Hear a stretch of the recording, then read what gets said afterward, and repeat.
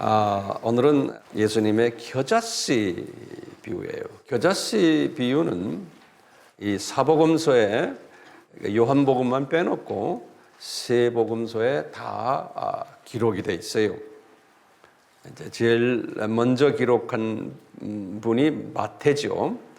주 50년에서 52년에 마태가. 그래서 마태복음 13장 31절에서 32절이죠.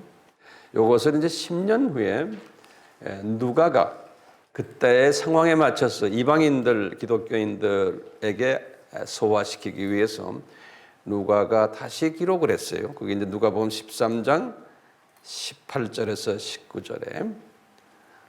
그리고는 이제 약 한 5년 정도 가까이 있다가 한참 기독교인들이 핍박을 받고 있을 때 네로 왕에 의해서 마가가 핍박받는 크리스찬들을 위해서 다시 정리를 했어요. 그래서 이제 마가복음 4장 30절에서 32절 이렇게 세 분이 수신자들의 그 배경과 여러 가지 정치 상황 또 핍박 상황에 맞춰서 겨자씨 비유를 기록했어요. 그래서 이 겨자씨 비유가 유명한 비유고 또 크리스찬들에게는 상당히 중요한 비유라고 우리는 보고 있어요.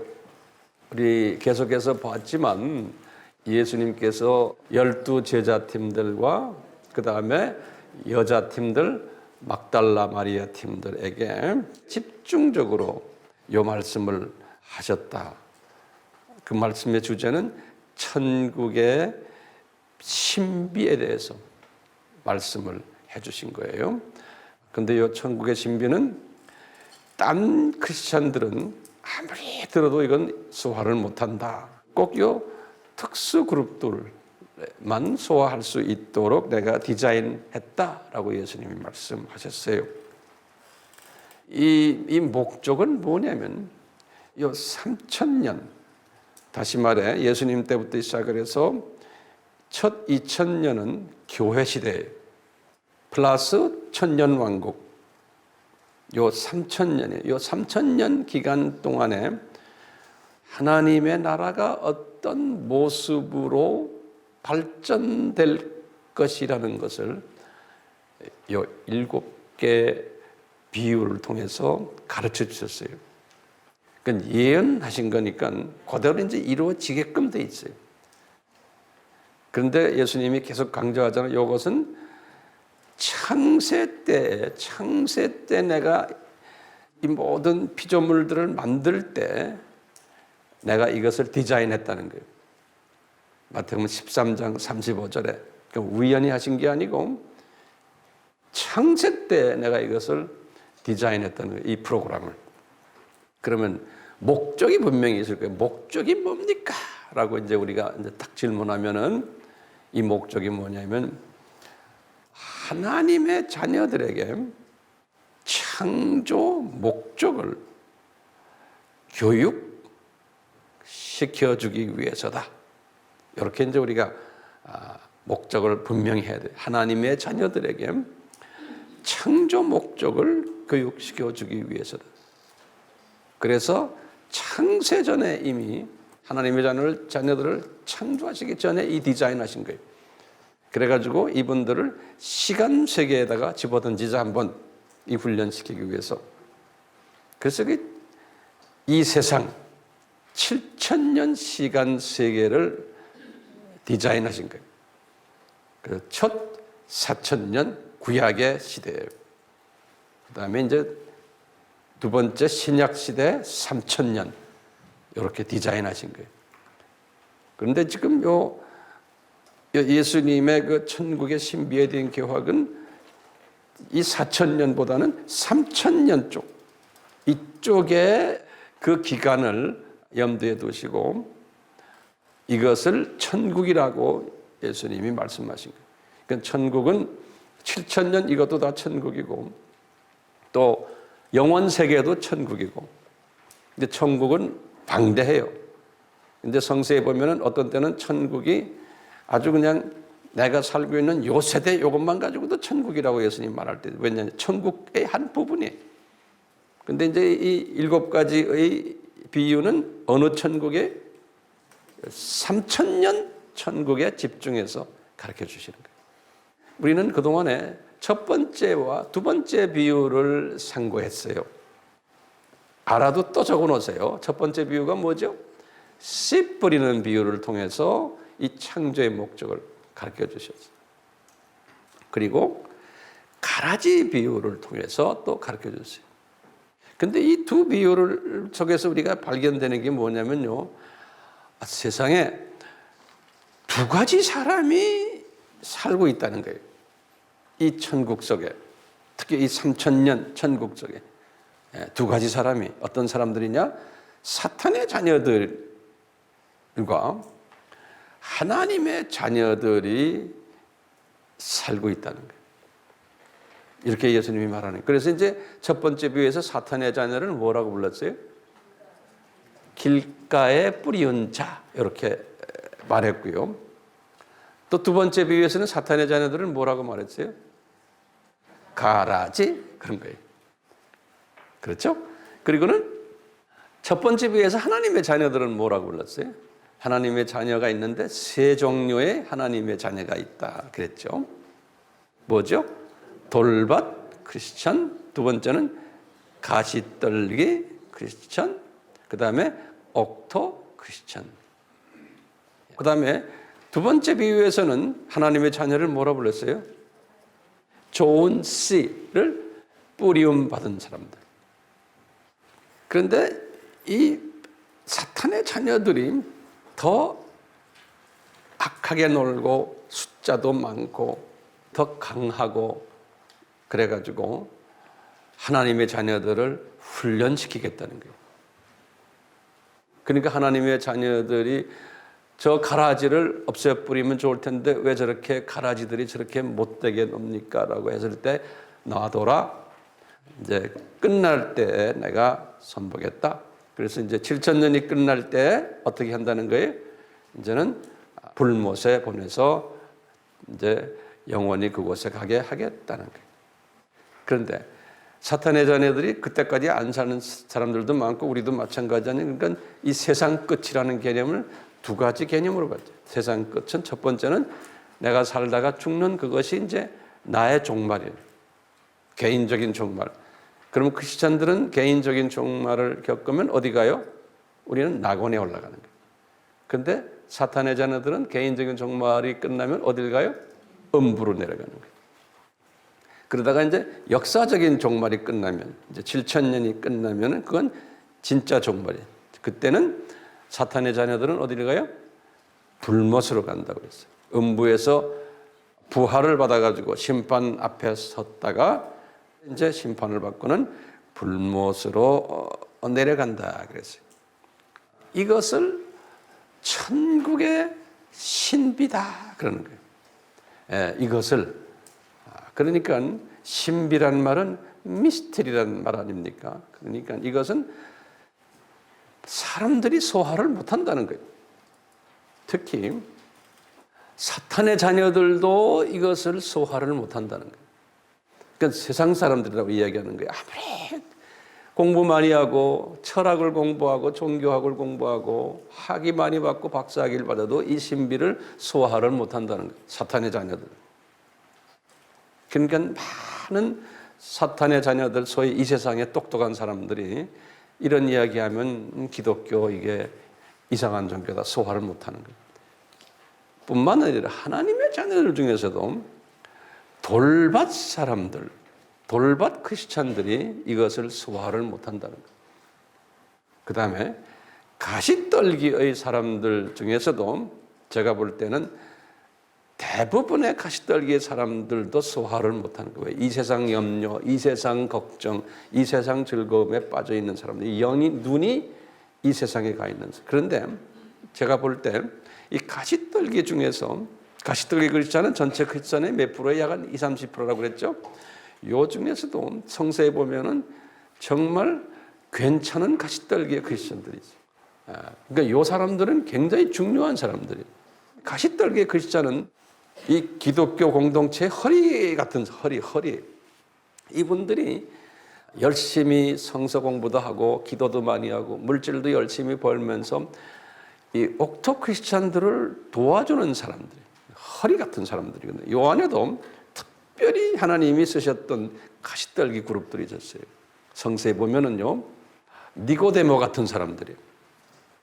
니고데모는 공의 회원이고 이분 세상 사람이에요. 그런데도 예수님을 따랐던 사람인데도 예수님 만날 때는 겁이 나서 밤에만 찾아가는 그러한.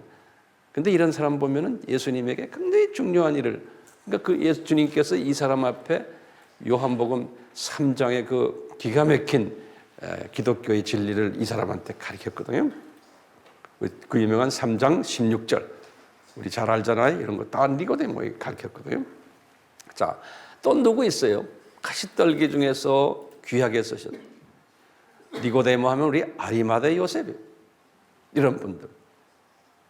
또 루디아 같은 사람도 다 이런 사람들. 많은 소위 비즈니스맨 출신들, 이분들이 옥토의 크리스찬은 되지를 못해. 왜냐하면 세상 일을 해야 되는 사명이 있는 사람들이에요. 그러니까 수준은 옥토 수준이나 마찬가지지만 이 세상 일을 해서 돈을 벌어가지고 또 세상의 어떤 일들을 예수님을 프로텍션하는, 예수님을 보호시키고 제자들을 보호시키는 일을 하는 사람들이 필요한 거예요. 그렇기 때문에 세상 속에다 집어넣어서 세상 사람들과 같이 지내지만 다른 사람들이에요. 이런 사람들을 가시떨기 중에서도 하이 레벨 가시떨기라고 보면 되겠어요. 이런 사람들이 언젠가는 나중에 이제 이 세상을 끝날 때 되면 풀타임으로 들어오는 분들이 많죠. 이제 그 가시떨기 중에서 풀타임으로 들어왔던 분이 누구예요? 브리스길라와 아굴라 같은 분이. 나중에 풀타임 선교사가 되신 분이거든요. 자, 이런 모든 일들이 이 디자인이 됐는데 이것을 세상 사람들은 소화를 못하는 거예요. 하나님의 자녀들 중에서도 돌밭 크리스찬들이 약 한 60-70% 되는데 이것 소화 못하는 거예요. 교회 다니지만 이거 소화 못하는 거예요. 왜 이렇게 하나님은 악한 사람들을 허락하셨나? 왜 기독교인들이 이렇게 숫자가 적고, 왜 기독교인들이 이렇게 핍박을 받고, 왜 악한 사람들이, 예수 안 믿는 사람들이 돈도 더 많고, 왜 저 사람들이 출세하고 이러니까 하는 이런 모든 것을 소화를 못하는 거예요. 자, 이렇게 하나님이 디자인했다 그럴 때 왜 이런 디자인했습니까? 라고 질문을 이제 하는 분들 상당히 많아요. 그러면 여기에 대해서 대답을 우리가 어떻게 해야 되는지를 우리가 알아야 돼요. 여기에 대한 대답은요, 딱 하나예요. 뭐냐면요, 하나님의 주권이다 그러는 거예요. 이건 굉장히 중요한 개념이에요. 하나님의 주권이다. 이것을 다른 말로 하면 하나님의 섭니다, 이런 표현도 써요. 하나님의 섭니다. 이건 이제 우리가 구체적으로 하면 하나님이란 단어보다도 예수님의 주권이다. 이 세상의 역사를 주관하시는 분은 예수님이에요. 삼위 하나님의 주권이지만 더 구체적으로 이 피부에 닿는 분은 예수님이에요. 그래서 예수님의 주권이다. 그러면 이제 딱 사람들이 물어봐요. 예수님의 주권? 그게 무슨 소리냐? 그런 게 성경에 있느냐? 이렇게 딱 물어봐요. 그렇죠? 성경에 있다라고 말해야죠. 그러면 또 물어보면 어디 있느냐? 하고 또 물어보면 글쎄 머리를 쭉쭉쭉쭉 긁으면 안 되는 거예요. 거기서 딱 차이가 나는 거예요. 그러면 제가 우리 그동안에 많이 공부했지만 또 제가 간단하게 하나님의 주권이 성서에 어디 있고 누가 어떤 말을 했냐를 우리가 알 필요가 있어요. 이건 굉장히 중요한 우리 기독교의 아주 핵심되는 분야 중에 하나예요. 준비됐어요? 첫 번째는 항상 중요한 게 예수님이 이렇게 말했다. 이렇게 돼. 예수님이 마태복음 20장 15절에 이런 말씀했어요. 내가 내 것 가지고 내 뜻대로 하는데 왜 말이 많으냐 이놈들아. 이런 말을 썼어요. 그걸 적어놓으세요. 내가 내 것을 가지고 내 뜻대로 하는데 왜 말이 많느냐. 네. 이런 말을 예수님이 하셨어요. 그런데요, 예수님이 성육신 하셔가지고 이 말씀 하셨지만 구약 때 많은 선지자들에게 예수님이 직접 말씀하신 게 있어요. 구약 때. 자, 그래서 첫째 예레미야 선지자에게 이야기한 게 있어요. 예레미야 10장 23절에 예레미야에게 그러는 거예요. 예레미야야, 인생의 길이 너희들에게 있지 않고 걸음을 지도하는 것이 걷는 자에게 있지 않다. 이것이 여호와의 손에 있다는. 그러니까 우리가 지금 걸어다니는 이 모든 것이 한 발짝 한 발짝 우리의 인생의 길이 이 하나님의 주권적으로 너는 나에게 잡혀서 하나하나 걸어가고 있다는. 예레미야에게 그랬어요. 또 예레미야에게 18장 6절에 그러십니다. 얘들아, 지늘기 토기장애의 손에 있은 것 같이 너희가 내 손에 있다. 그러는 거예요. 나중에 바울이 이것을 또 인용을 해요. 로마서 9장에서. 그러니까 우리가 이걸 자꾸 묵상하는 거예요. 저는 그 예레미야서 10장 23절을 항상 묵상해요. 황 목사야, 네가 가는 네 길이, 네가 걸어가는 네 걸음이 너한테 있지 않다. 뒤에서 너를 끌고 가는 예수님이 계시다. 라는 걸 항상 묵상해야 돼요. 그러니까 내가 좋은 때도 예수님이 하시는구나. 내가 좋지 않을 때도 예수님이 하시는구나. 이분의 주권을 인정하는 사람을 예수님이 얼마나 사랑하시겠어요. 우리가 항상 거꾸로 자녀를 생각하세요. 내 아들놈, 내 딸놈들이 지 잘났다고 이러고 아빠, 엄마 말을 잘 안 들을 때, 그럴 때와 아버지, 어머니의 주권을 인정해 줬을 때 그 자식이 얼마나 이뻐요? 같은 내 자식이지만. 그러니까 우리가 예수님께 사랑을 받으시려면 예수님의 주권을 인정해 줘야 돼요. 이게 굉장히 중요한 신앙생활의 기초가 되는. 이사야에게도 말씀하셨습니다. 이사야서 55장 8절에서 9절에 그랬어요. 이사야 보고 그러는 거예요. 예수님이 여호와께서 얘들아, 내 생각은, 예수님이 내 생각은 너희 생각과 다르다. 그러면 내 길은 너희 길과 다르다. 이렇게 말씀하십니다. 이분의 주권이에요. 또 시편 기자에게, 다윗이 아니에요. 다른 이름이 없는 시편 기자에게 시편 115편 3절이에요. 하신 말씀이 이런 말씀. 예수님은 자기가 원하시는 모든 것을 다 행하신다. 그러는 거예요. 여호와는 자기가 원하는 게 있으면 그걸 다 행하신다는 거예요. 시편 115편 3절에 솔로몬에게도 말씀하셨어요. 잠언 16장 9절에 이건 우리가 잘 아는 말씀이에요. 솔로몬도 세상에 잘 나갈 때 이분이 그러는 게 사람이 마음으로 자기 길을 계획하지만 그 걸음을 인도하는 분은 예수님이라는 거예요.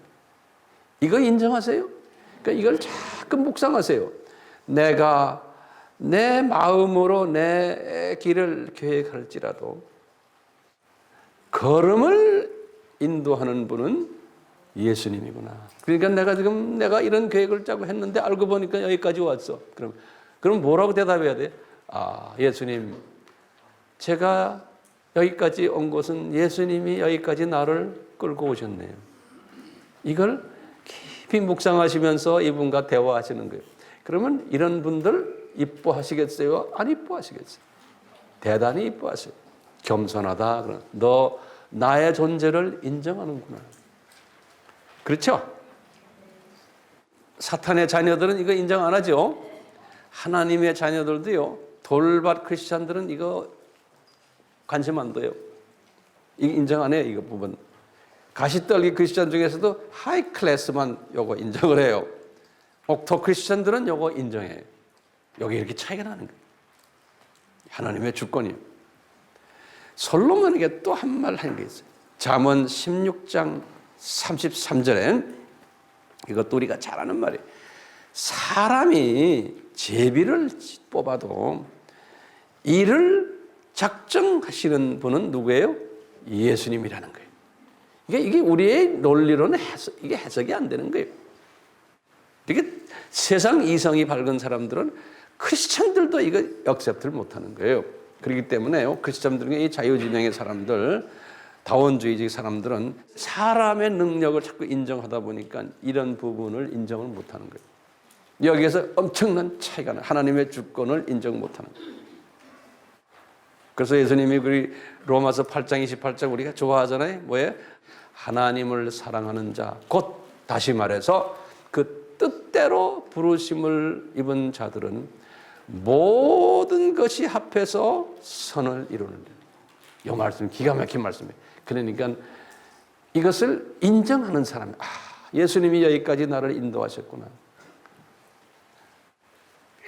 여기 잠언 16장 33절이 이 느부갓네살 왕도요, 바빌론의 그 왕 아닙니까? 이분도 예수님을 인정하는 장면이 나와요. 예수님을 어떻게 인정한 이스라엘 사람들아, 다니엘아, 너희 여호와가 자기 뜻대로 모든 것을 행하는 여호와다, 이런 말을 해요. 느부갓네살 왕이 다니엘서 4장 35절에 이게 구약의 이런 인물들이 이제 주된 하나님의 그 주권에 관한 성서의 내용들을 제가 이렇게 딱 정리해서 드렸어요. 요거 그냥 저것만 놓으면 안 되겠죠? 예? 이거 계속 묵상하세요. 그런데 신약에 와서 예수님이 직접 하신 말씀 아까 봤지만요, 마태복음 20장 15절에 바울이 이 사상을 처음에는 안 가지고 계셨지만 나중에 이 사상에 투철했어요, 바울이. 그래서 이제 우리 로마서 9장, 10장, 11장을 우리 공부하면서 봤지만 바울이 로마서 9장에서 10절에서 23절에 이 예수님의 주권에 관한 아주 깊은 이야기를 해요. 바울이 뭐라고 그러냐면, 첫째, 이 로마 교인들에게 그러는 게 이 예수님의 주권을 이런 식으로 이야기하는 거예요. 구약의 야곱과 에서를 봐라 그러는 거예요. 실은 에서가 형님이에요. 야곱이 동생이에요. 그런데 하나님의 주권적으로 야곱에게 블레싱 내렸다 그러시는 거예요. 이건 주권적인 하나님의 선택이라는 거예요. 계획하셨던, 태어나기 전에 이미. 그 다음에 또 그러시는 거예요. 두 번째로요, 이스라엘의 애굽의 역사를 봐라. 이 바로 왕의 마음을 강팍하게 해가지고 이스라엘 사람들을 노예화시킨 것도 예수님이 하셨다는 거예요.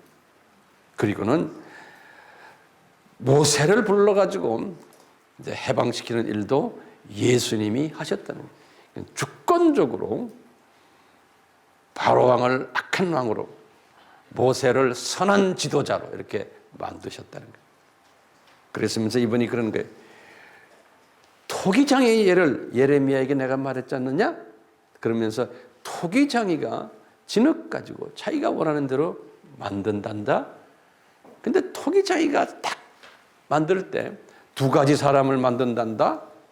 그러는 거예요. 하나는 하나님의 자녀들을 만들고 또 하나는 사탄의 자녀들도 만들었단다. 이렇게 설명하는 거예요. 그러니까 두 가지 사람이 있다. 그런데 하나님의 사람 중에서도 두 가지 종족이 있다. 그러면서 이방인과 유대인이 있다. 이렇게 말씀하셨어요. 그거 다 토기장이가 본인의 계획에 맞춰서 다 하셨다는 거예요. 이 사상이 누구 사상이요? 예, 바울 신학의 중요한 하나님의 주권 사상이에요. 그래서 이제 이분이 에베소서 1장 11절에도 또 똑같은 이야기 해줘요. 예수님이 모든 것은 다 자기 마음에 원하는 대로, 마음에 계획한 대로 다 행하신다. 그러시는 거예요. 자, 이 예수님의 주권 사상을 실어가지고 반대 의견을 제시한 분 중에 하나, 알메니아주의라고, 알메니우스주의. 이 뭐냐면 하나님의 주권받아는 사람의 자유의지를 중요시하는, 그러니까 하나님의 주권이 있지만 그러는 거예요. 거기다 토실들 주권이 행사를 하려면 자유의지, 인간의 책임이 따른다는 거예요. 그러니까 하나님의 주권 하에서 인간의 책임이 따라줘야지만 주권이 살아서 움직인다라고 보는 학설이에요. 그게 알메니우스 학설이고, 요한 웨슬레 감리교 만드신 이런 분들의 사상이 사람의 책임을 거기다가 집어넣은 거예요. 근데 이제 칼빈주의나 이런 사람들은 아니다. 사람의 책임은 아니다. 전적으로 하나님의 주권이다. 이제 이렇게 이제 보는 거예요. 여기에서 이제 차이가 있는 거예요. 주권은 인정을 하지만 거기에 따라붙는 게 사람의 책임이 따라붙는, 인간 책임을 거기다 집어넣는 거하고 차이가 있는 거예요. 이제 인간 책임을 이야기하다 보니까 그 사상이 인간의 책임 쪽으로 가다 보니까 그것이 소위 인간의 이성이 중요하다. 인간의 지식이 중요하다. 그러니까 인간이 선행을 해야 된다라고 이제 보고는 이렇게 가다 보니까 이것이 진보주의로 갔고 나중에 인본주의로 가버리고 기독교가 그것이 나중에 종교다원주의로까지 가버린 거예요. 인간 책임론을 이야기하다가 보면요. 그래서 이제 이런 부분은 뭐 제가 딴 곳에도 많이 말씀드렸기 때문에 이 정도로 하고요. 자, 그러니까 지금 첫 번째 씨 뿌리는 비유, 그 두 번째는 가라지 비유, 이런 비유들이 다 하나님의 주권 하에서 이루어진다는 이야기. 다시 말하면 하나님의 자녀와 사탄의 자녀가 있고 하나님의 자녀 안에서도 또 이런 자녀들이 있다는 것은 이건 하나님의 주권 하에서 이루어진다는 것을 설명하려고 제가 여기까지 이야기한 거예요. 자, 그런 차원에서 오늘 지금 우리가요 보는 이 겨자씨 비유도 이 기가 막힌 비밀이 이 안에 숨겨져 있거든요. 이것도 하나님의 주권 하에서 이루어짐을 우리가 알 수가 있어요. 자, 그래서 겨자씨의 비유는 짧기 때문에 먼저 우리 마태복음 13장 31절에서 32절을 제가 읽어 드리겠습니다. 여기 보면 요 마태복음과 마가복음과 누가복음이 그 표현의 방법이 조금씩 달라요. 그래서 이것이 어떻게 다른가를 눈여겨 보시길 바라요. 자, 마태복음 13장 31절 32절입니다. 또 비유를 베풀어 가라사대 천국은 마치 사람이 자기 밭에 갖다 심은 겨자씨 하나를 같으니 이는 모든 씨보다 작은 것이로되 자란 후에는 나물보다 커서, 그 나물이란 데다가 줄을 거죠. 한국말로는 나물이라 그러는데요. 영어 성경에는 뭐라고 써 있냐면 가든 플랜트라고 그랬어요. 가든이라는 건 뭐 정원이죠. 플랜트는 뭐냐면 정원에 있는 나무에 가든 플랜트, 정원수 이렇게 돼요.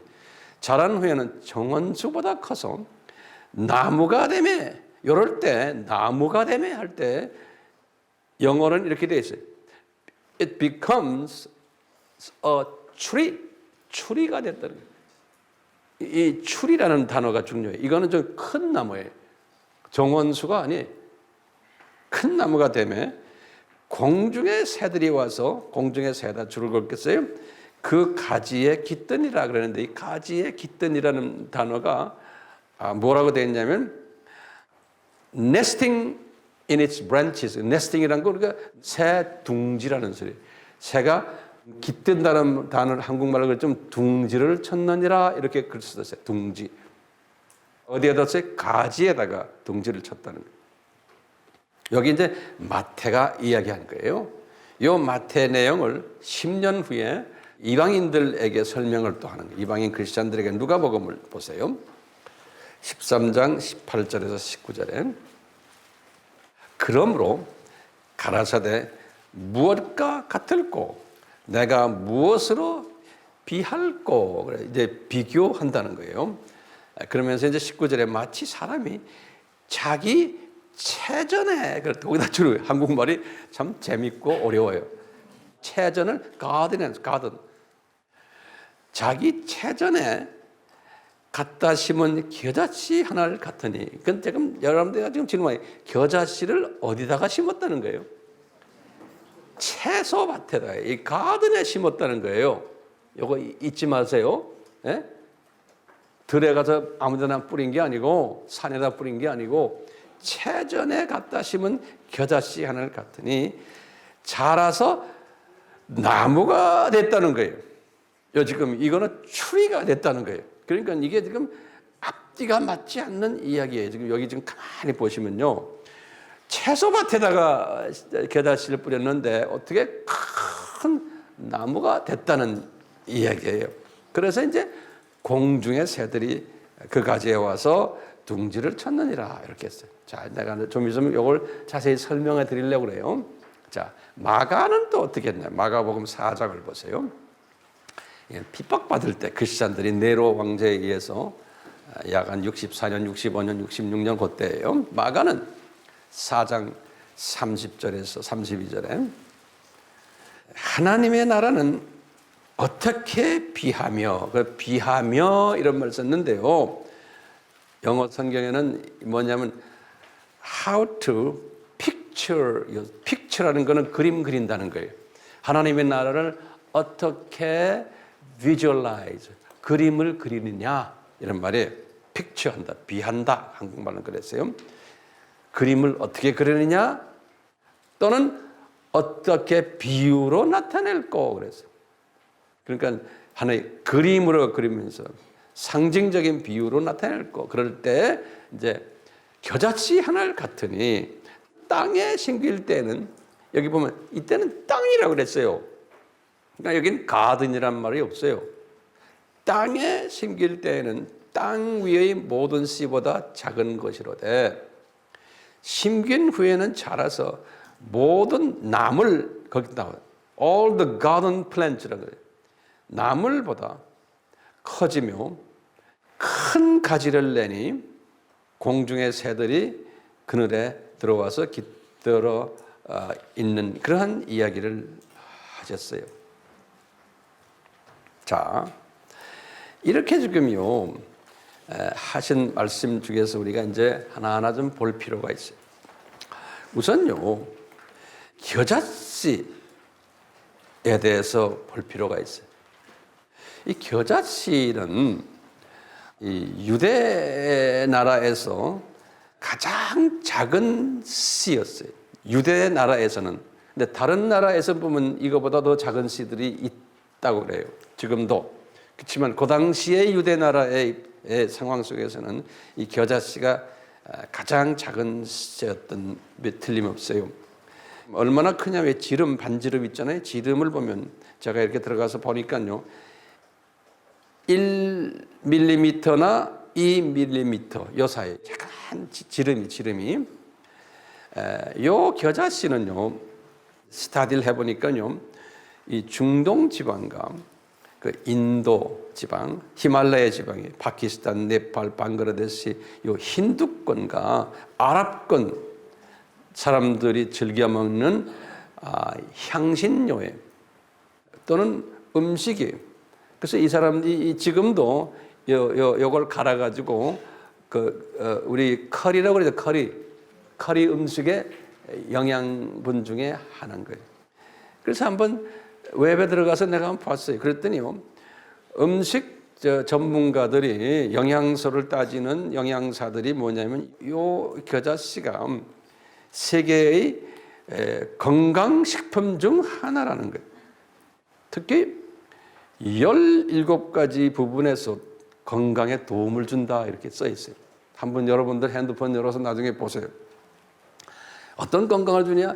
류마티스, 관절염, 암, 폐가 나쁜 사람들, 혈압, 피부병, 항산화제래, 천식에도 좋고, 이렇게 보니까 이 종합 비타민 같은 이런 영양소를 가진 씨가 겨자씨. 가장 적으면서 영양소를 많이 가지고 있는 겨자씨예요. 자, 그 다음에 겨자나무는 어떤 모습인가 한번 볼 필요가 있어요. 이것도 여러분들 웹에 들어가서 한번 보세요. 이 겨자나무라는 것은요, 키가 작은 나무라는 거예요. 키가 작은 나무. 거기 보면 사진들도 나와요. 높아야 2m, 3m예요, 키가. 요 다시 말하면 이 겨자나무라는 나무는 여기 추리라기보다는 나무는 나무지만 요거는 관목이라 보시면 돼요.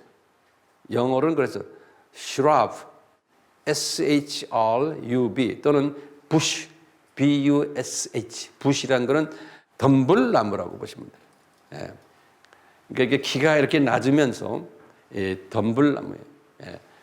그래서 여기 보면 우리 모세가 80사 됐을 때 가시떨기에 성령님이 나타났고 예수님이 나타난 이야기가 출애굽기 몇 장 몇 절에 3장 2절에 나오죠. 출애굽기 3장 그때 보면은 떨기나무에서 예수님이 나타났고 성령님이 나타난 이야기 나오죠. 떨기나무예요. 그 떨기나무라는 건 키 큰 나무가 아니고 2, 3m 정도 되는 이스라엘 가본 분들 알겠지만 그런 키 작은 나무들이 많아요. 그 중동 지역에. 그런데 여기 지금 말하면 겨자나무라는 건요, 키가 작은 나무고 이것이 이 슈라브에 다시 말하면 관목으로 하나만 있는 게 아니라 쫙 여러 개 막 쫙 깔려 있는 거예요. 들에. 예. 이런 나무예요. 그러니까 이런 나무에 뭐가 있어요? 가지들도 있죠. 예. 그래서 이제 이런 나무가 쫙 퍼지면서 여기에 새들이 와서 앉는다는 거예요. 자, 그 다음에 공중의 새들에 대해서 우리가 좀 공부할 필요 있어요. 성세는요, 이 성세는 새들에 대해서요, 두 가지 해석이 있어요. 첫째는 부정적인 해석이 있어요. 그러니까 새는 나쁜 것을 의미하는 그러한 해석이 있고요. 또 반대로 좋은 것을 긍정적인 해석을 하는 또 새의 해석이 있어요. 그래서 이제 우리가 우선요, 이 나쁜 것을 해석하는 쪽을 한번 봅시다. 예수님께서 지금 천국의 비밀, 여기에서 우리에게 말한 게 있어요. 뭐예요? 마태복음 13장 19절에 그랬어요. 아무나 천국 말씀을 듣고 깨닫지 못할 때에는 악한 자가 와서 그 마음에 뿌리는 것을 빼앗나니 이는 것 길가에 뿌린 자야 할 때, 그 악한 자가 와서 빼앗는다 그랬죠? 그래놓고요, 그것은 똑같은 내용을 누가복음 8장 5절에는 뭐냐 하면 공중의 새들이 그랬어요. 요 악한 자를요. 그러면서 예수님이 똑같이 누가복음 8장 12절에 같은 그 설명을 해주는 거예요. 해석을 해줄 때 그러냐면 그 공중의 새가 누군지 아느냐? 마귀다 그러는 거예요. 그러니까 복음의 씨가 떨어졌을 때 마귀가 와가지고 새의 모습으로 와서 잡아다가 예수님 못 믿게 한다는 거예요. 그게 이제 길가에 뿌리운 사람들의 모습이라는. 그러니까 예수 안 믿는 사람들은 누가 와서 복음을 뺏어간다는 거예요? 새가 와서 뺏어가는데 그 새는 누구라는 거예요? 마귀라는 거예요. 왜 마귀를 그렇게 표현했을 거예요? 마귀는 공중 권세 잡은 자. 우리 성서에 나오잖아요. 그 성서에 어디 나와요? 공중 권세 잡은 자. 에베소서 2장 2절이 공중 권세 잡은 자. 그게 새라는 표현을 한 거예요. 이런 의미에서 새 하면은 아하, 요거는 마귀와 마귀의 똘마니들이구나 이렇게 알 수가 있어요. 자, 또 새에 대해서 설명할 때요, 구약에서는요, 그 예수님을 영접 안 한, 예수님을 모르는 이방인들을 지칭할 때 쓸 때 새라는 표현을 한 게 있어요. 이제 느부갓네살이 큰 나무가 되어서 공중의 새들이 이분에게 깃든다라는 표현이 있어요. 다니엘서 4장 17절에 이것은 지금 느부갓네살과 바벨론 사람들을 지칭할 때 이 공중의 새들이라고 해요. 또는요, 아수르 왕이 백향목이 돼가지고 큰 나무가 돼서 공중에 새들이 깃든다는 또 이야기가 있어요. 에스겔서 31장 3절에서 14절에 그래요. 이런 의미에서 볼 때 요 새는, 공중의 새는 나쁜 의미를 상징화하는 거죠.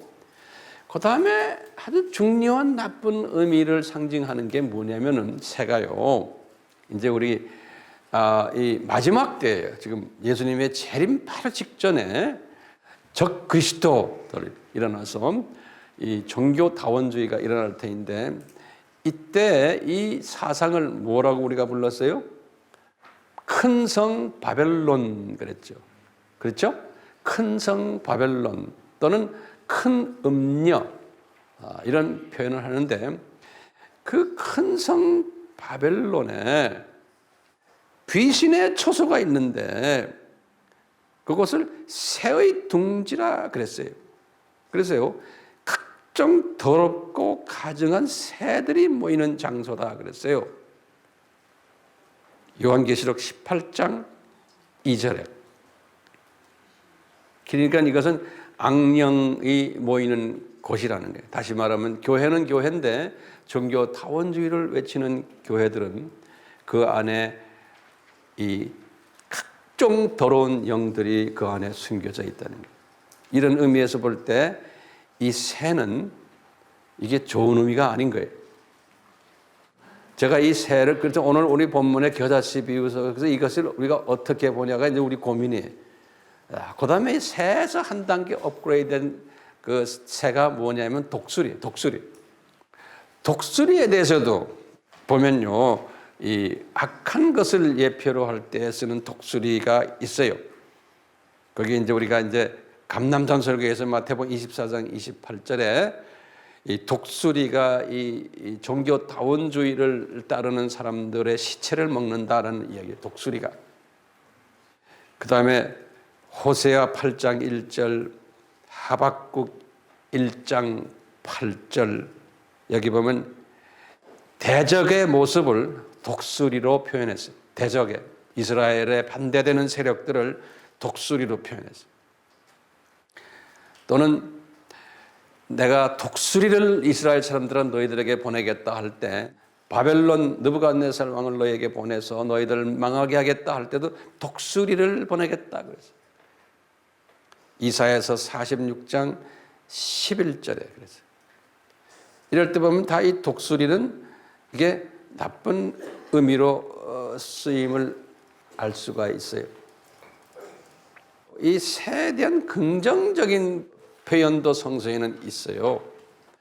첫 번째는 뭐냐면 우리 잘 아는 산상수훈에서 마태복음 6장 26절에 예수님이 제자들 보고 그러는 게, 얘들아 공중에 나는 새를 봐라. 아무것도 안 해도 잘 먹이지 않냐? 이럴 때 이 공중에 나는 새는 악령들 이야기하는 게 아니죠. 그냥 일반적으로 나의 자녀들 이렇게 표현하면 됐어요. 또 누가복음 12장 24절에는 이 공중에 나는 새, 지금 요 똑같이 이야기하면서요, 요 마태복음 요 사건을요, 이 새를 까마귀로 재해석을 했어요. 까마귀로. 영어로는 raven 그래. 이 까마귀로. 그러니까 까마귀는 괜찮은 존재죠. 첫째, 요 까마귀가요, 노아의 홍수 때 40일이 되는 날에 노아가 까마귀를 바깥으로 내보냈어요. 한번 나가서 보라고. 까마귀를 내보낸 다음에 그 다음에 비둘기를 내보냈어요. 비둘기보다도 까마귀를 먼저 내보냈어요. 그런 의미에서 까마귀는 좋은 의미죠. 창세기 8장 7절에. 또 엘리야 때도 엘리야가 먹을 거 없어서 외롭게 있을 때 까마귀를 보내가지고 엘리야에게 떡도 주고 고기를 준 이야기 나와요. 열왕기상 17장 6절에. 그런 거 다 좋은 의미로 우리가 볼 수 있죠. 또 새에 대해서 예수님이 이런 말씀하신 게 있어요. 마태복음 8장 20절에 이런 말을 하신 게 있어요. 여우도 굴이 있고 새도 거처가 있는데 인자는 머리 둘 곳이 없다라는 말씀 우리 생각나죠? 이럴 때 보면 다 좋은 의미죠. 이 새 또는 까마귀 뿐만 아니라 이 독수리도 좋은 의미로 쓰는 경우가 있었어요. 이사야서 40장 31절에 그 유명한 우리 찬송에도 나오는 거예요. 뭐라고 그래요? 여호와를 앙망하는 자는 새 힘을 얻을 것이요 독수리의 날개침이 올라감 같을 것이요 다림질하여도 곤비치 않고 걸어가도 피곤치 아니하리라. 이럴 때 독수리의 날개침, 여호와의 사랑하는 사람들의 그 표현을 이렇게 한 거예요. 이사야서 40장 31절에. 그뿐 아니라요. 에스겔이나 요한이 하늘 보좌에 딱 올라가 보니까 스랍 천사나 또는 그룹 천사들의 모습이 독수리의 얼굴 같더라 이렇게 표현. 독수리의 얼굴. 에스겔서 1장 10절 또는 요한계시록 4장 7절. 그렇기 때문에요. 지금 우리가 지금 이 새와 까마귀와 독수리 이것을 두 가지 부분으로 성경에 기록되어 있음을 볼 수 있는 거예요. 긍정적인 부분과 부정적인 부분. 자, 됐어요? 그런데 이것을 어떻게 우리가 그럼 이것을 해석을 하느냐?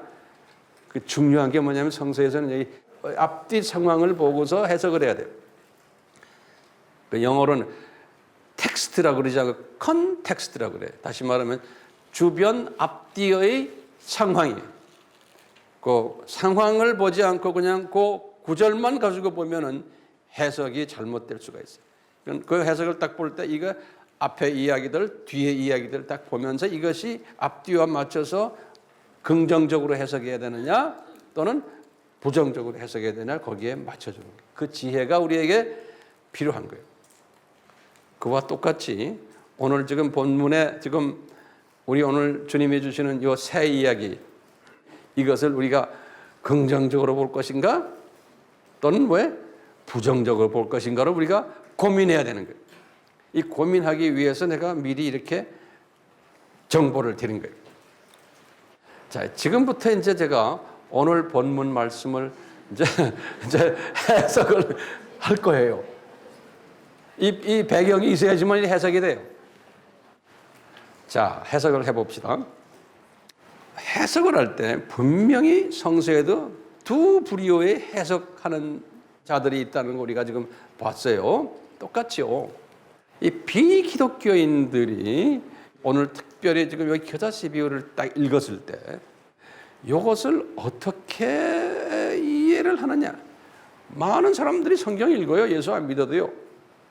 뭐 문학을 한다, 철학을 한다 하는 사람들 뭐 그래서 소설도 쓰고 드라마도 만들고 다 그래요. 자, 이 사람들이 비기독교인들이 지금 오늘 이 겨자씨 비유를 딱 봤을 때 어떻게 이것을 소화할까요? 제 나름대로 한번 생각해 봤어요. 이분들이 볼 때는요, 이 겨자씨 하나를 인간 세상으로 이렇게 보군요. 이제 우리 인간도 겨자씨 하나처럼 살자.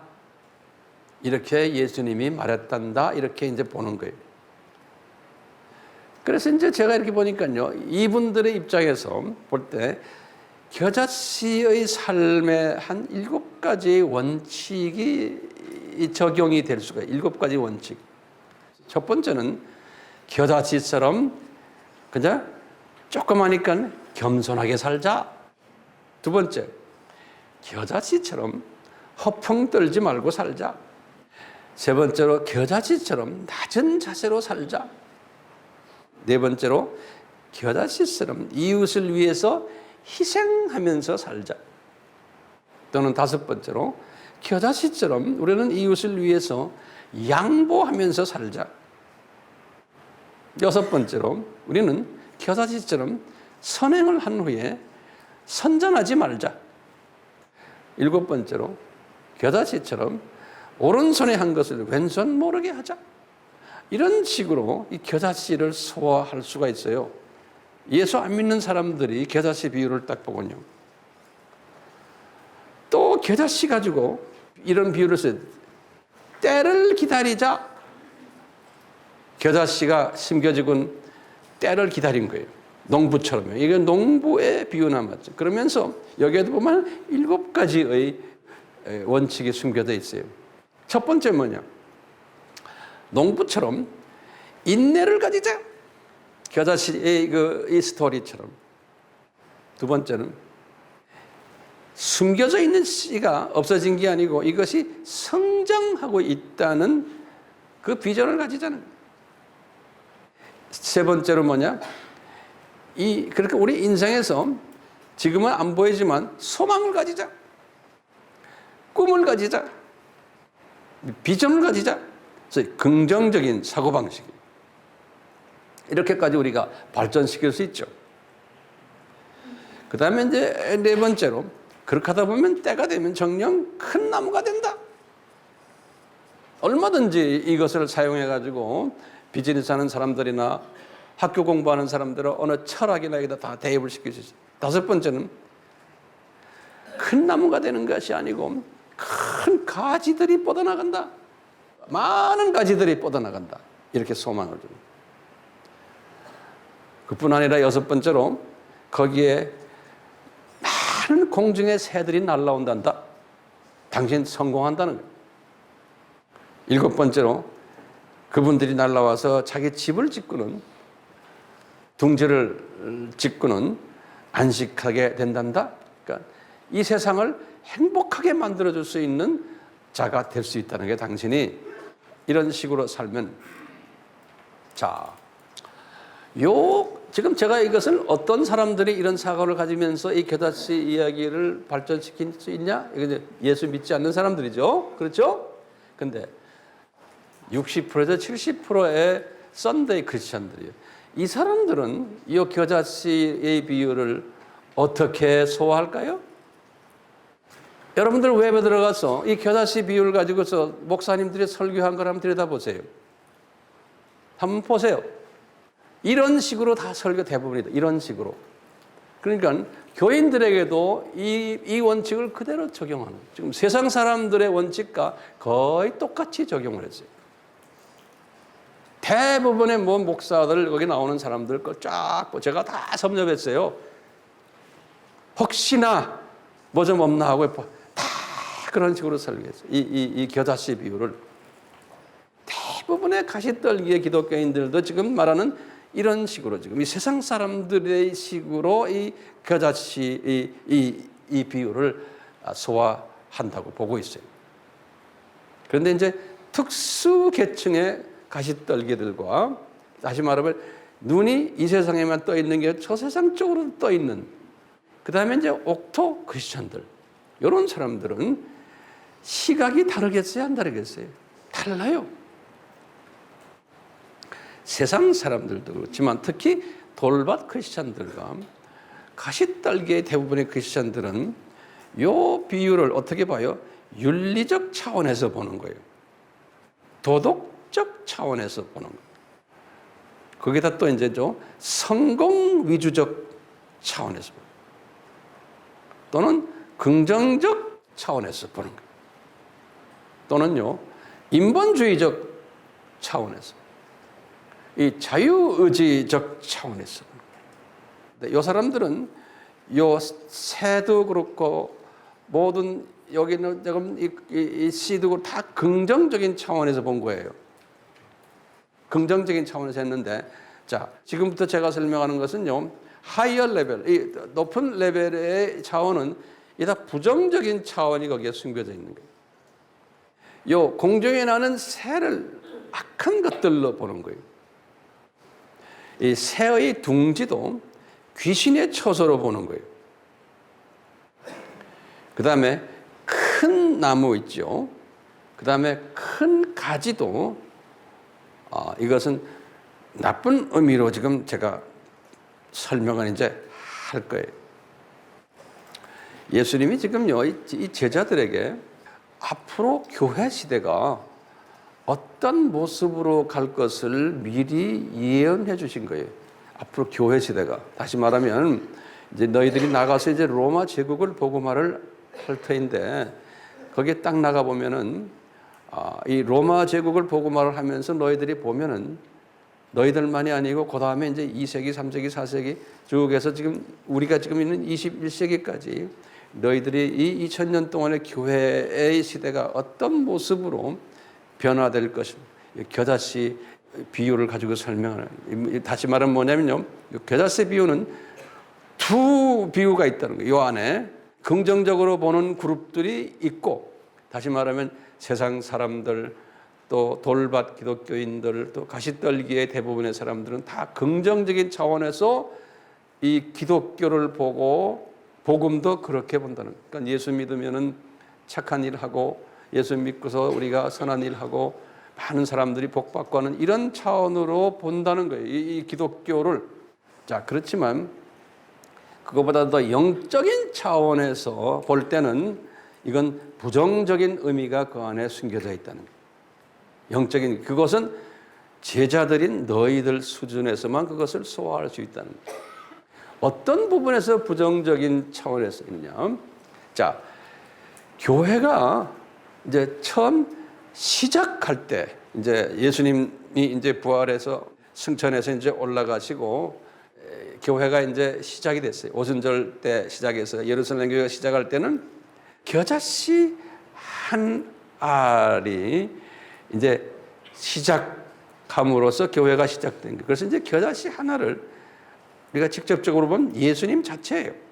요한복음 12장 24절에 예수님이 죽으시고 한 알의 죽은 밀이 되신 거예요.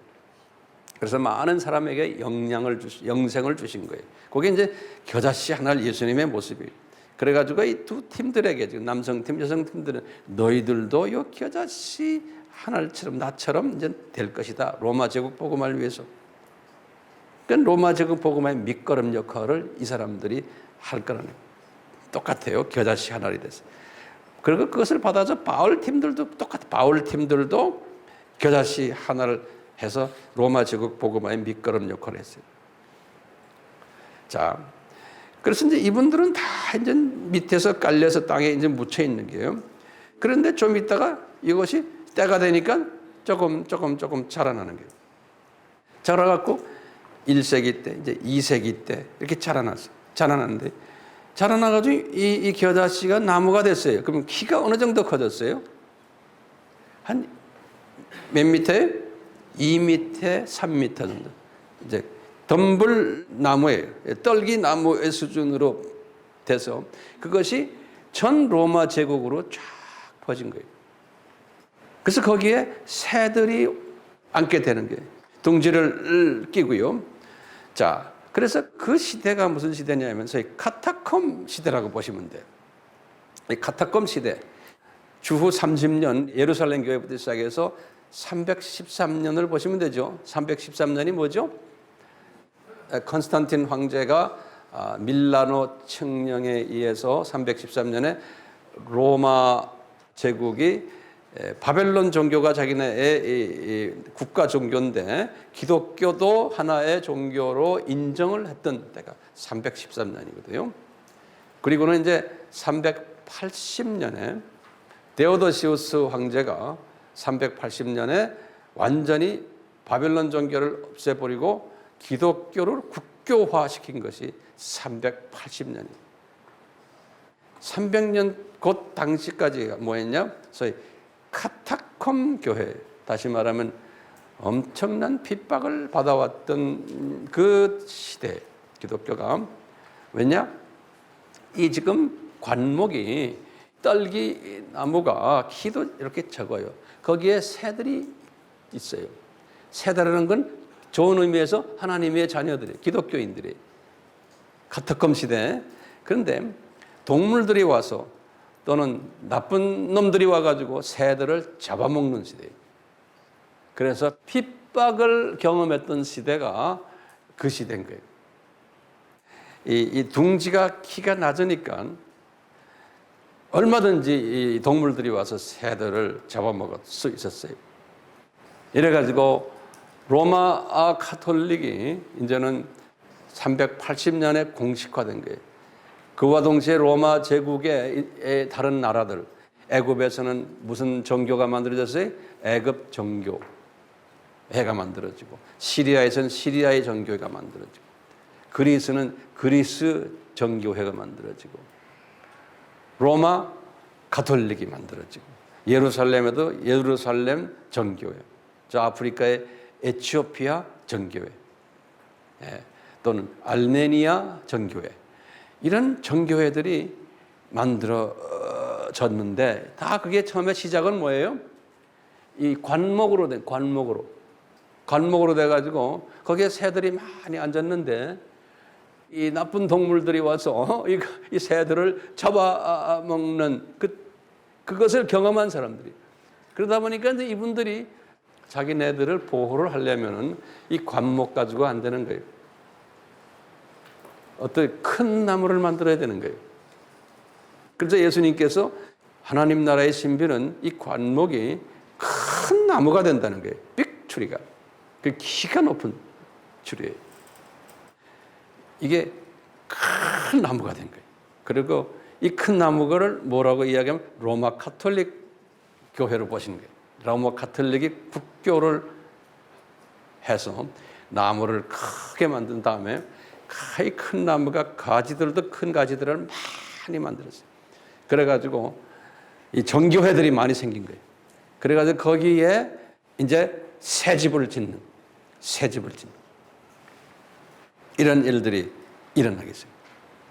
처음에 300년은 이 교회의 성장이 이 수평 성장이에요. 이 수평으로 성장하면서 로마 이 제국을 점령했는데 핍박이 많은 거예요. 이 수평 성장할 때는. 그리고 이 카토금 기간 때는 건물이 없었어요. 그냥 여기저기에 복음만 퍼뜨리는. 그런데 이제 이 큰 나무가 되면서 그때부터 성장은 뭐냐면 수직 성장을 하게 되는 거예요. 이 수직 성장을 하게 되면서부터 교회가 변질되기 시작하죠. 그러면서 수직 성장을 하면서 가지들은 지금 정교회들도 여러 정교회들, 로마 가톨릭 이 해서 하는데 둥지를 지어놨는데 그 둥지가 잡놈의 새가 와서 이제 앉기 시작하는 거예요. 그때 이때부터는 이제 역기능적인 새가 앉는 거예요. 그래서 이 안에 하나님이 그때부터 이단 그룹들이 많이 나오게 된 거예요. 그 이단 중에 다 중요한 이단이 뭐냐? 예수님의 정체성을 반대하는 이단들. 그 중에 대표적인 이론이 아리아니즘이라고 그러죠. 아리안주의. 이놈이 나타나고 하니까 교회를 다 시끄럽게 하니까, 다시 말하면 이단들이라는 건 큰 나무에 지금 나무벌레가 들어온 거나 마찬가지예요. 새장으로 지금 이 둥지를 막 벌레들이 들어오니까 이 가지들이 다 모여가지고 우리 한번 회의하자. 그래서 회의한 게 4대 공회죠. 그렇죠? 그 4대 공회 하나씩 적어보세요. 그냥 간단하게. 처음에 니케아 공회 325년이에요. 니케아. 컨스탄티노플 381년이에요. 에베소 공회 431년이에요. 칼케톤 공회 451년이에요. 그렇죠? 자, 공회하면서 이분들이 이단들을 다 정리하고, 그러면서 기독교의 기본 교리들을 이때 설정했어요. 예컨대 지금 우리가 하고 있는 모든 교리들이 삼위일체 교리, 기독론 교리, 성령론 교리, 교회론 다 이때 만들었어요. 그러니까 대단히 중요한 이게 다시 말하면 나무가 커지면서 이게 카타콤 교회들이었다면 이렇게 못해요. 그런데 이게 커지면서 교회가 이제는 조직화되고 전통화되고 교리화되기 시작합니다. 그러면서 이렇게 갖고 있는 이것을 가지고서 회의를 해가지고 이제 정말 오늘날 우리가 사용하는 기독교의 교리를 정립한 그러한 순기능이 있어요. 요 나무가 커졌을 때. 그런데 이 순기능이 있는데 그 순기능에서 머무르면 좋은데 이 순기능이 역기능으로 이제 변질되기 시작하는 거예요. 이 인간의 이 부패성이, 인간의 약한 부분이 커지고 하면은 이것이 이제 돈이 많이 들어오고 권력이 많이 들어오고 그러다 보면 이제는 조직화되면서 예배도 거칠애가 되고 형식화되고 이제 외식화되고 그리고는 이것을 자기네의 전통으로 만들어서 그 안에 사람을 꽉 묶어버리는 거예요. 이제 권력화돼 버리고 부패해지고 이러면서 우리 아는 칼케톤 회의에서 마리아 학설을 만들어낸 거예요. 칼케톤 회의에서. 그때부터 시작해서 기독론이 변질되기 시작한 거예요. 이 마리아를 통해서 이제 구원이 이제 되는 기독론 또 구원론이 변질되고 그 다음에 이제 성인들을 세워서 성인을 통해서 기도하게끔 하고 성인들을 통해서 구원까지 가는 이런 비성서적인 일들이 이때 생겨난 거예요. 그렇기 때문에 이 나무가 커지면은 수직 성장을 하다 보면 이런 병들이 있을 것을.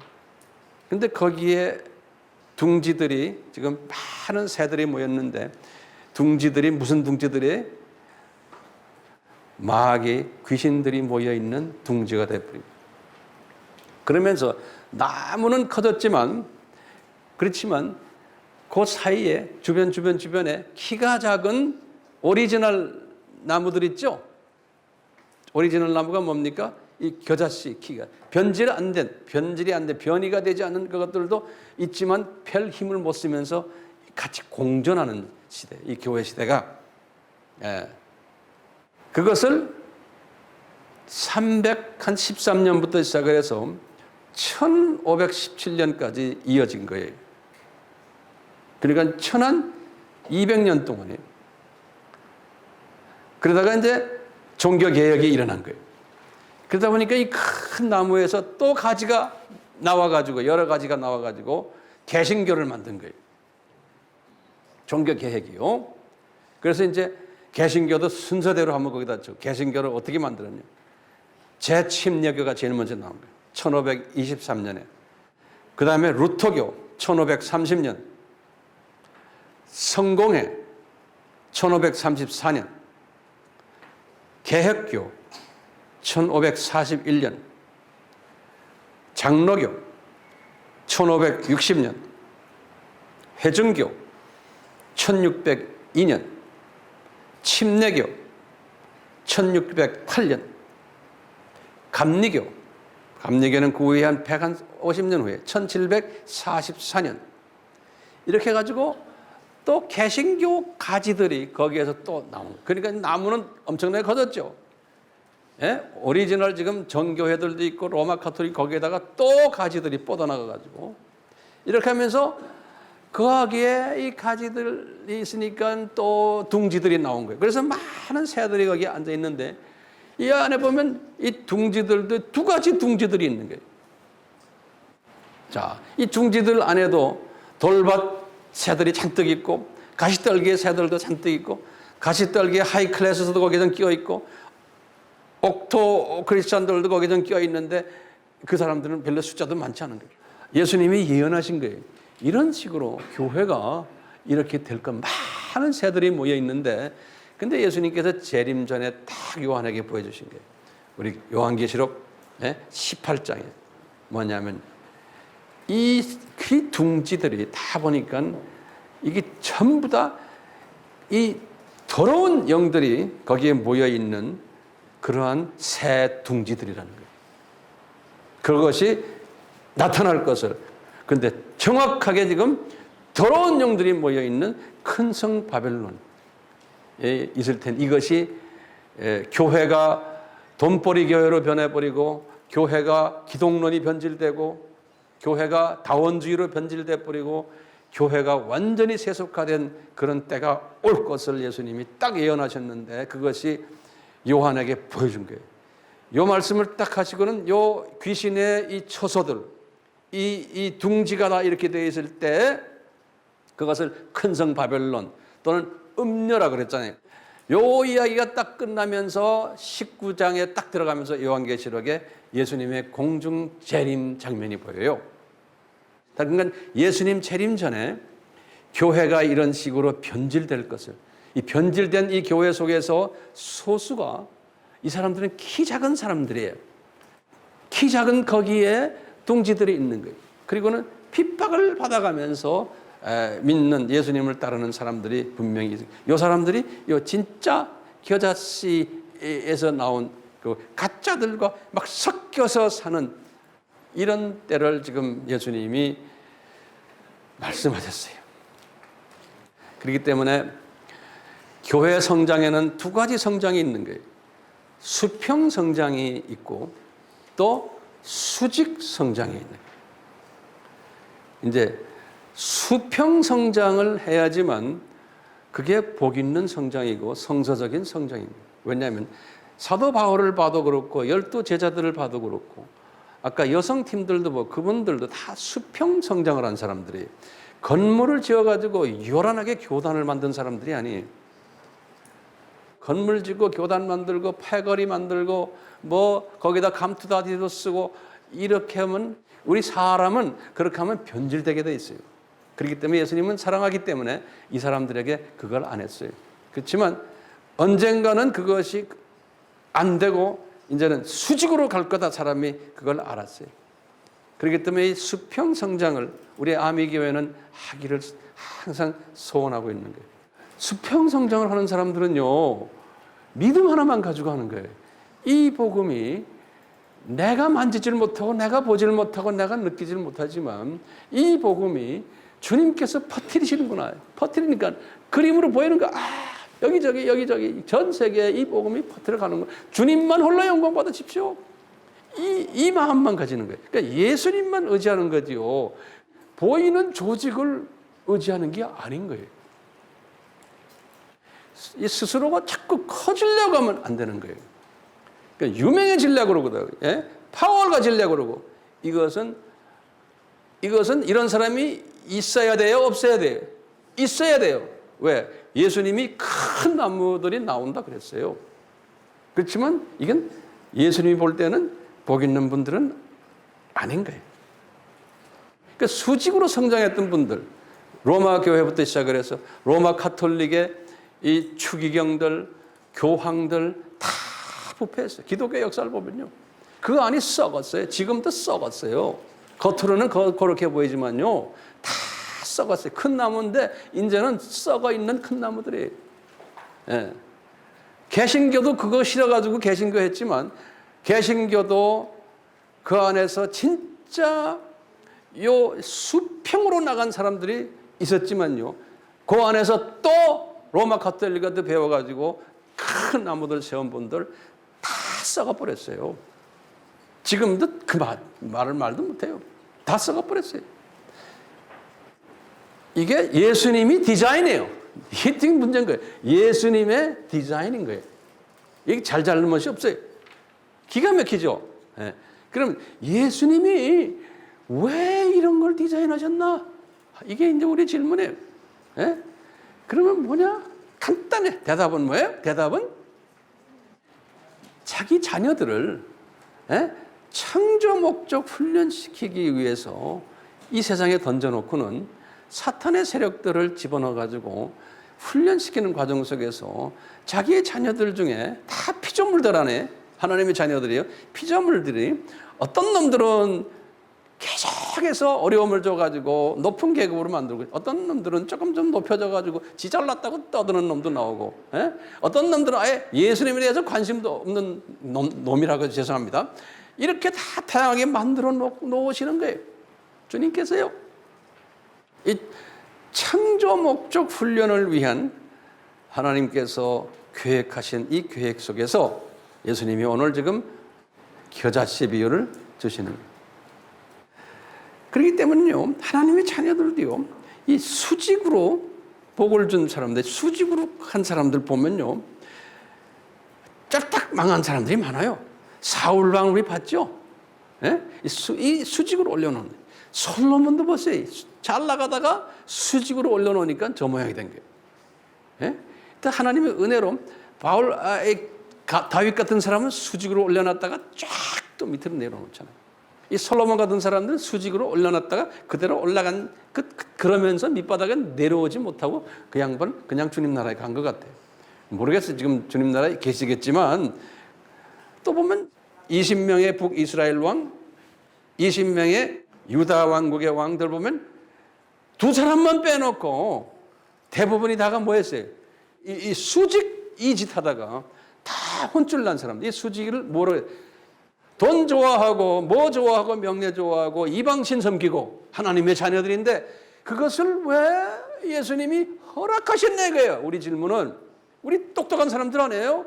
우리가 이성을 가진 사람들이 왜 그것을 허락하시고 그 사람들의 스토리가 구약에 이렇게 두껍게 있냐 이거예요. 왜 이거 있습니까? 그러면 이것은 신비로운 거예요. 이것은 뭐냐? 창조 목적을 훈련시키는데 하나님의 자녀들 중에서 이 수직을 좋아하다가 이렇게 되는 사람들이 있다는 것을 예표로 보여주신 거예요. 신약에 와서도 마찬가지예요. 로마 카톨릭을 보세요. 정교회들 보세요. 러시아 정교회, 이 애굽 정교회, 뭐 시리아 정교회 다뭐 겉으로 보면 요란하게 지금 해놨지만 들어가면 아무것도 없는 게 껍데기밖에 없어요. 껍데기밖에. 그런 사람들이 교회를 찾아가 보세요. 그 열매들 보세요. 성경의 성자도 몰라요. 개신교도 보세요. 이 마지막 때가 돼가지고요. 지금 1980년, 70년부터요. 뭐가 교회 성장이라는 학문이 들어와가지고 이게 비즈니스 학문과 맞춰가지고 가스펠하고요. 묻혀서 작품 만드는 교회 성장 이래가지고요. 교회들을 대형화시키고 교인 많이 만들어서 헌금 많이 갖고 유명해지고 이러면서 매스컴 타고 이래갖고 그러면서 한 30년을 지나고 나니까 전 세계가 똑같아. 우리나라도 지금 대표적으로 있지만 그러면서 이제 그렇게 외치던 저희 1세 목사님들의 뒷모습이 어때요? 예? 우리나라만이 아니에요. 아프리카부터 시작해서 전 세계가 그 출신들 목사들의 뒷모습이 어떤지 아세요? 똑같아. 지금 우리나라나요. 재판소에 들어왔다 나왔다 하고요. 어떤 목사는요 성공했다고 세계에서 제일 좋은 자동차 안 타고 다니나. 그게 하나님이 복 주셨다고 생각하는 그런 멘탈리티를 가진 사람이 지도자예요. 그 왜냐? 그런 사람이 있어야 돼요? 없어야 돼요? 있어야 되는 거예요. 그런 사람이 있겠다고 예수님이 말씀하신 거예요. 그러니까 우리가 연락가지고 왜 저럽니까? 왜 저럽니까? 하면 이제 그 수준에서는 벗어나야 돼. 당연히 그런 사람이 있어야 되는 게 내 눈에서 그런 사람을 봐야 되는 거예요. 그러면서 뭐예요? 아하, 예수님이 예언하신 게 정확하게 맞구나. 문제는 내가 그 그룹에 들어가지 말아야지. 주님 저를 도와주세요. 이걸 보고서 나를 점검하는 하나의 잣대로 교육 도구로 보는 게 우리는 그런 의미에서요. 예수님의 재림이 가까운 이때에 지금 살고 있잖아요. 예수님께서 이 감남전 설교에서 하신 말씀이 뭐예요? 이 재림에 들림받는 자들 보고 하는 말씀이 예수님이 그랬어요. 너희들 깨어 있어라. 깨어 있어라. 이런 말씀 자주 하세요. Wake up. Wake up. 특히 이제 이 마지막 때 예수님의 재림 전에 크리스찬들과 하는 말이 너희들은 영적 군사면서 깨어 있어라. 깨어 있어라. 이런 말이에요. 이 깨어 있어라. 그러면서 준비하라. 나의 재림을 준비하라. 준비하라. 이런 말씀이에요. 뭘 준비하라는 거예요? 막연히 예수님의 재림을 준비하라. 이거 가지고도 이게 성이 차지 않는 거예요. 뭘 구체적으로 준비하라. 뭘 준비하라는 거예요? 준비하라 하면 제일 먼저 우리 생각하는 건요. 하나님의 이 전신갑주를 입는 것이 준비하는 거예요. 첫째가 우리는 영적 군사이기 때문에요. 악령의 세력을 쫓아내는 일, 또 그놈들이 덤벼들지 못하도록 하는 일, 또 나만이 아니 주변에 지금 중국이나 우리 디아스포라나 NK 사람들에게 이것을 가르쳐줘서 악령들이 그 사람들을 지배하지 못하도록 가르쳐주는 일이거든. 우리가요. 그 사람들로 하여금 또 나가서 가르치도록 하는 이 일이 우리의 일이거든. 그러니까 우리 영적 군사들이에요. 예. 마지막 때 크리스찬들 중에 이런 일을 하라는 거예요. 그러니까 우리 영적 군사들인데 우리가 영적 군사가 되려면 전신갑주를 입어야 되는 거예요. 전신갑주의 가장 중요한 이 허리띠가 뭡니까? 진리의 허리띠지. 기독론이 예수님에 대한 이 학문이 뚜렷해야 돼요. 기독론. 그렇기 때문에요. 이 겨자씨 비유를 딱 보면서 아하, 이 마지막 때에 이 새 둥지가, 교회가 큰 교회로, 큰 교단으로 파워를 가지고 권력을 가지고 있을 텐데, 그 안에 특히 종교타원주의를 억셉트하는 그러한 교회들, 교단들, 이것이 귀신들의 처소구나.